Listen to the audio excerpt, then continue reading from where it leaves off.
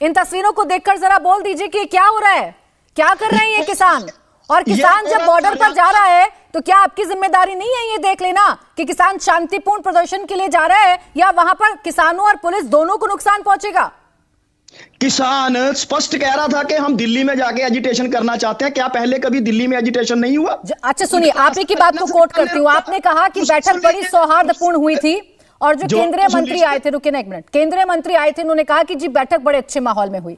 जब सब कुछ सौहार्दपूर्ण चल रहा था, जब बैठक बड़े अच्छे माहौल में हो रही थी, तो एकाएक किसान कैसे कूच करने लगे? आपकी तो जिम्मेदारी थी कि आप समझाते पंजाब के किसानों को कि जी बैठक चल रही है, बातचीत चल रही है, रुक जाइए अभी।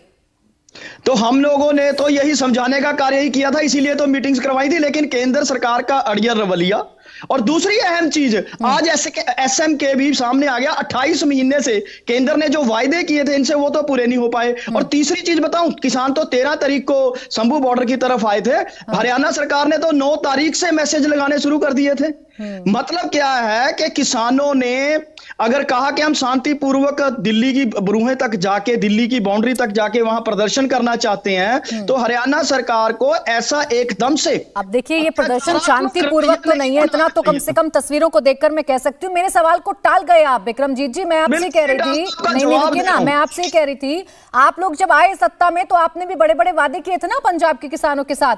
क्या वो वादे पूरे कर दिए? सभी फसलों को खरीदने का वादा आप लोग कर रहे थे, सब पूरा हुआ क्या?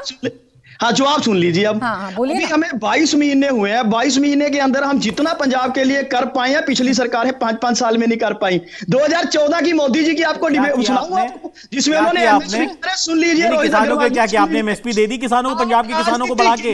आप जो मांग कर रहे हैं स्वामीनाथन आयोग की रिपोर्ट में, अपनी बारी में बोल लीजिएगा, 50% वो आपने दे दिया।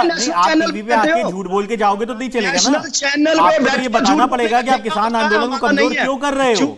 आपको तो बताना पड़ेगा ना, आप किसानों की मांगों को आपने पंजाब में लागू कर दिया। आप कह रहे हो भगवंत मान जी चीफ मिनिस्टर ऑफ पंजाब किसानों की मीटिंग का हिस्सा थे, तो आपने क्यों नहीं पंजाब के अंदर पहले वो लागू कर दी जो उनकी मांगे? मैं आपको जिम्मेदारी से कह रहा हूं, इनको किसानों की क्या मांगे वो भी आपके टीवी पे नहीं बता पाएंगे। इनसे क्या मांगे किसानों की, आप बताओ। आप किसानों की मांगे बता दो, 7 सूत्री मांगे किसानों की, आप किसानों की मांगे बता दो। बता दी, जल्दी से बताइए। चलिए आप किसानों की मांगे बताइए, फिर मैं आगे बढ़ रही हूँ बाकी मेहमानों के पास। इनको कहिए ना कि इंटरप्शन बंद करें। इंटरप्ट नहीं करेंगे, आप मांग बता दीजिए किसानों की।